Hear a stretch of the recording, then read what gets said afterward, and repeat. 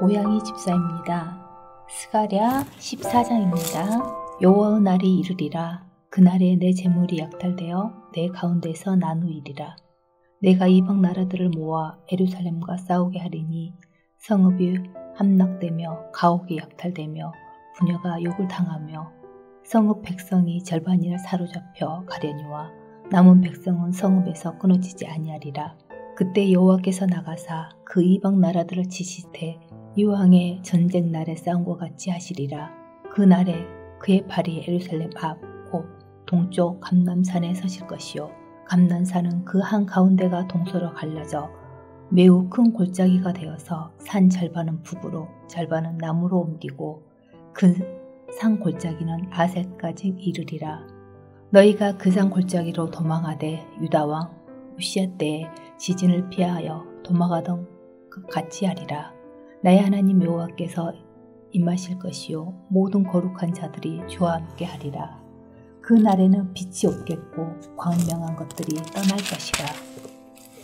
여호와께서 아시는 한 날이 있으리니 낮도 아니요 밤도 아니라.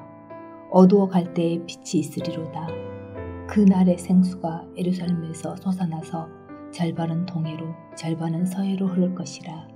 여름에도 겨울에도 그러하리라. 여호와께서 천하의 왕이 되시리니 그 날에는 여호와께서 홀로 한 분이실 것이요 그 이름이 홀로 하나이실 것이라. 온 땅이 아라바같이 되되 게바에서 예루살렘 남쪽 림몬까지 이를 것이며 예루살렘이 높이 들려 그 본초에 있으리니 베냐민 문에서부터 첫 문자리와 성 모퉁이 문까지 또 하나넬 망대에서부터 왕의 포도주 짜는 곳까지라. 사람이 그 가운데에 살며 다시는 저주가 있지 아니하리니 예루살렘이 평안히 서리로다. 예루살렘을 친 모든 백성에게 여호와께서 내리실 재앙은 이러하니 곧 섰을 때에 그들의 살이 썩으며 그들의 눈동자가 눈구멍 속에서 썩으며 그들의 혀가 입 속에서 썩을 것이요 그 날에 여호와께서 그들을 크게 요란하게 하시리니 피차 손으로 붙잡으며 피차 손을 들어 질 것이며 유다도 예루살렘에서 싸우리니 이때에 사방에 있는 이방 나라들의 보화 곧 금은과 의복이 심히 많이 모여질 것이요 또 말과 노새와 낙타와 나귀와 그 진에 있는 모든 가축에게 미칠 재앙도 그 재앙과 같으리라. 예루살렘을 치러 왔던 이방 나라들 중에 남은 자가 해마다 올라와서 그 왕 만군의 여호와께 경배하며 조막절을 지킬 것이라. 땅에 있는 족속들 중에 그 왕 만군의 여호와께 경배하려 예루살렘에 올라오지 아니하는 자들에게는 비를 내리지 아니할 것인즉 만일 애굽 족속이 올라오지 아니할 때에는 비 내림이 있지 아니하리니 여호와께서 초막절을 지키러 올라오지 아니하는 이방 나라들의 사람을 치시는 재앙을 그에게 내리실 것이라. 애굽 사람이나 이방 나라 사람이나 조막절을 지키러 올라오지 아니하는 자가 받을 벌이 그러하니라. 그 날에는 말방울에까지 여호와께 성결이라 기록될 것이라. 여호와의 전에 있는 모든 수치 제단 앞 주발과 다름이 없을 것이니 예루살렘과 유다의 모든 수치 만군의 여호와의 성물이 될 것인즉 제사 드리는 자가 와서 이 솥을 가져다가 그것으로 고기를 삼으니라. 그 날에는 만군의 여호와의 전에 가나안 사람이 다시 있지 아니하리라. 아멘. 하늘에 계신 우리 아버지여, 이름이 거룩히 여김을 받으시오며 나라가 임하옵시며 뜻이 하늘에서 이룬 것 같이 땅에서도 이루어지이다. 오늘날 우리에게 일용할 양식을 주옵시고 우리가 우리에게 죄 지은 자를 사하여 준 것 같이 우리 죄를 사하여 주옵시고 우리를 시험에 들게 하지 마옵시고 다만 악에서 구하옵소서. 대개 나라와 권세와 영광이 아버지께 영원히 있사옵나이다. 아멘.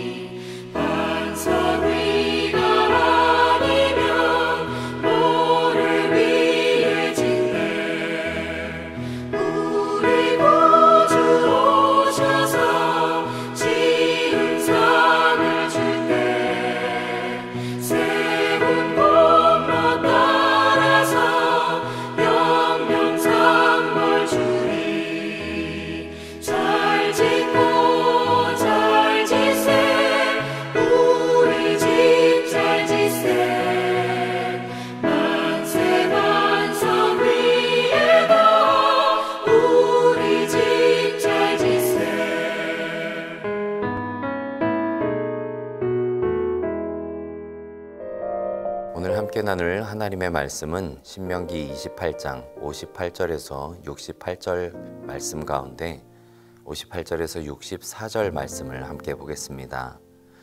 내가 만일 이 책에 기록한 이 율법의 모든 말씀을 지켜 행하지 아니하고 내 하나님 여호와라 하는 영화롭고 두려운 이름을 경외하지 아니하면 여호와께서 내 재앙과 내 자손의 재앙을 극렬하게 하시리니 그 재앙이 크고 오래고 그 질병이 중하고 오랠 것이라.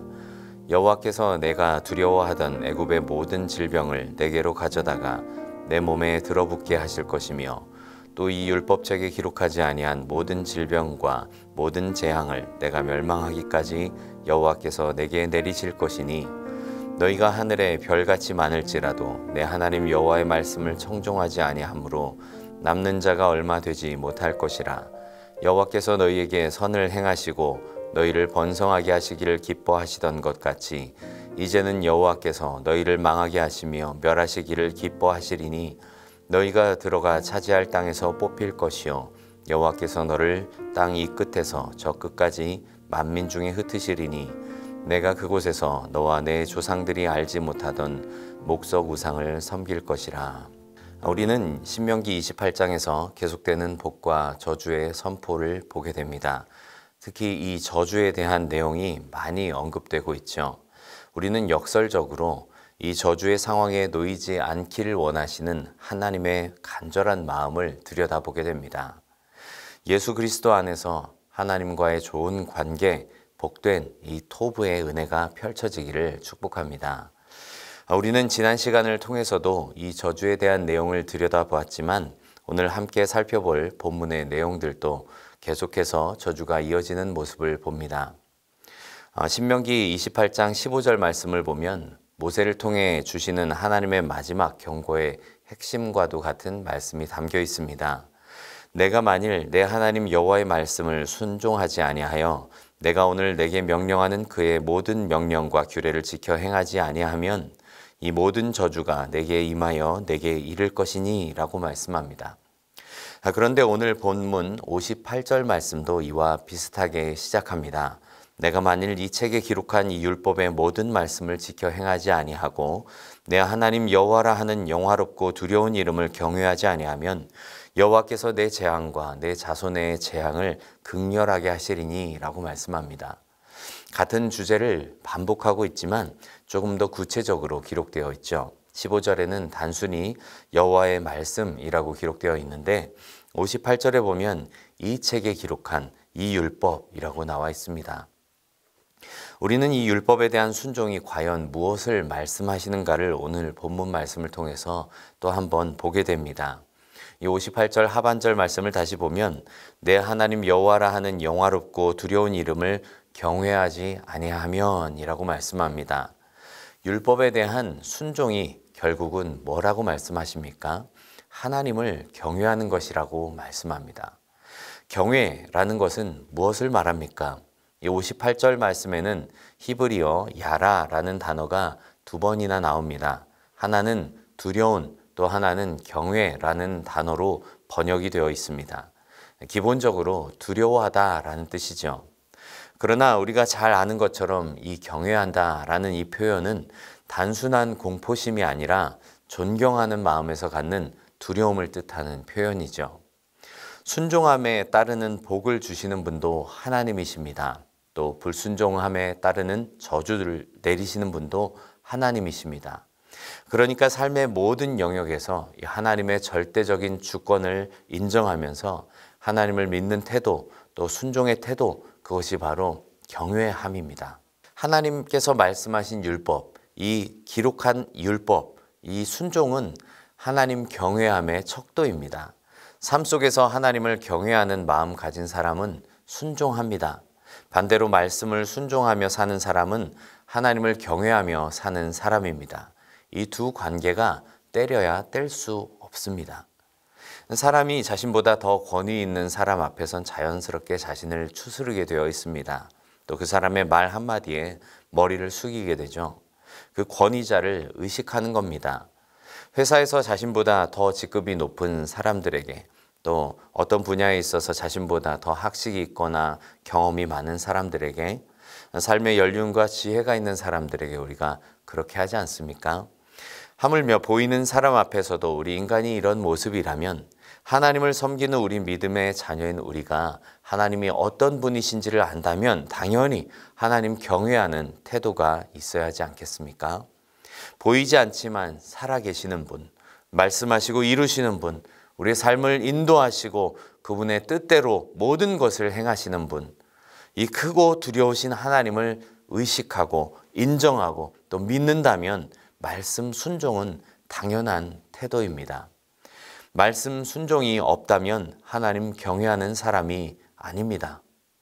사랑하는 성도들 모두가 하나님을 하나님으로 인정하고 하나님의 말씀의 권위 앞에 절대적인 이 순종의 모습으로 살아갈 수 있는 은혜가 있기를 간절히 바랍니다. 오늘 본문은 이처럼 이스라엘 백성들이 율법을 순종하지 않고 또 하나님을 경외하지 않는다면 재앙을 내리신다고 경고하고 있습니다. 오늘 말씀은 이 재앙의 대상과 그 파급력에 대해서 무서운 경고의 말씀을 남기고 있습니다. 재앙의 대상은 누구입니까? 59절에 여호와께서 내 재앙과 내 자손의 재앙을 극렬하게 하신다 말씀하시죠. 너와 내 자손에 이르기까지. 그리고 이어지는 말씀은 그 재앙의 규모와 심각함을 말씀합니다. 그 재앙이 크고 오래고 그 질병이 중하고 오래일 것이라 말씀합니다. 이러한 재앙의 모습은 과거 이스라엘 백성들이 경험했던 이 애굽을 심판하실 때 내리셨던 재앙들을 연상하게 합니다. 이스라엘 백성들 출애굽 당시 하나님께서 내리셨던 그 엄청난 재앙들을 불과 한 세대 전에 경험했던 사람들입니다.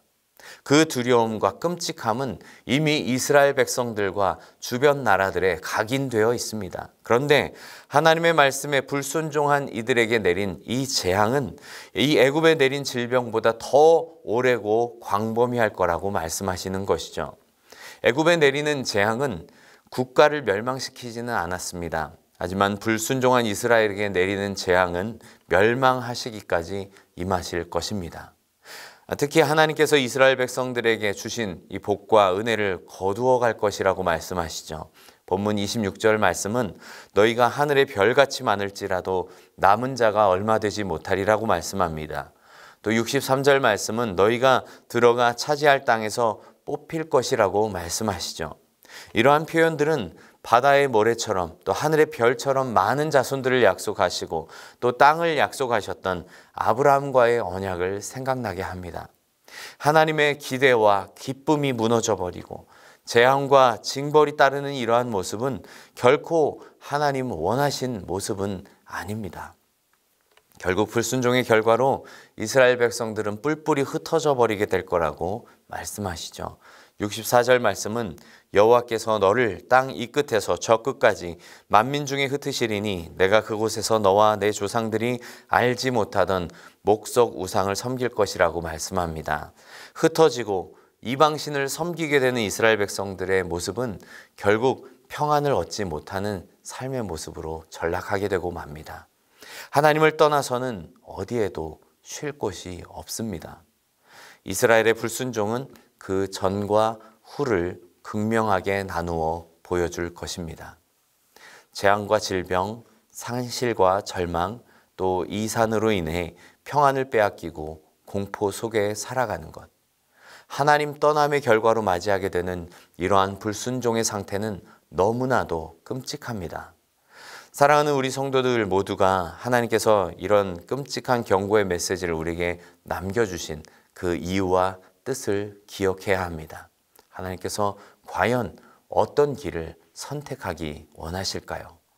예레미야 21장 8절은 우리에게 말씀합니다. 여호와께서 말씀하시기를 보라 내가 너희 앞에 생명의 길과 사망의 길을 두었노라. 너는 이 백성에게 전하라 하셨느니라 라고 말씀합니다.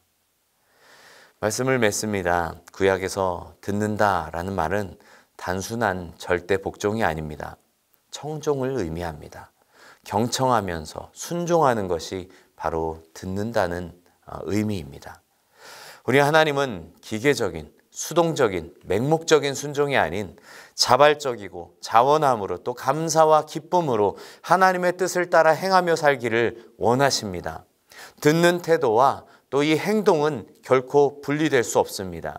하나님을 경외하며 말씀 순종하는 이러한 모습으로 늘 이 말씀에 순종하고 따라 살아갈 때에 비로소 하나님과 우리와의 이 사랑의 관계가 점점 더 확장되어 갑니다.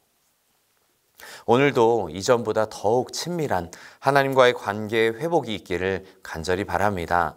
또 사랑하는 백성들에게 복을 주시기 원하시는 하나님의 마음을 깊이 깨닫고 또 불순종의 경고를 깊이 새기는 가운데 순종의 길 선택하며 걸어가는 은혜가 있기를 주님의 이름으로 간절히 바랍니다. 함께 기도하겠습니다. 하나님 아버지, 우리를 구원의 자녀 삼으심을 감사합니다. 세상 그 어떤 것으로도 끊을 수 없는 그리스도의 사랑으로 우리를 다시 회복시키신 그 은혜를 날마다 기억하며 살기 원합니다. 날마다 말씀과 가까이 살게 하여 주시고 하나님 경외함의 태도로 순종하는 믿음의 모습 허락하여 주시옵소서. 불순종의 저주를 통해서까지 하나님의 백성을 사랑하시고 붙드시기 원하시는 이 하나님의 마음을 놓치지 않으며 늘 성령 안에서 말씀과 동행하는 삶이 되도록 인도하여 주시옵소서. 하나님께서 계시지 않는 삶이 우리에게 가장 큰 불행임을 깨닫고 가장 소중한 하나님 주시는 은혜와 평안을 허락하여 주시옵소서. 오늘도 친밀한 이 하나님과의 관계를 이어가고 더욱 풍성하게 해나가는 우리 모두가 되기를 원하오며 모든 말씀 예수 그리스도의 이름으로 간절히 기도드리옵나이다. 아멘.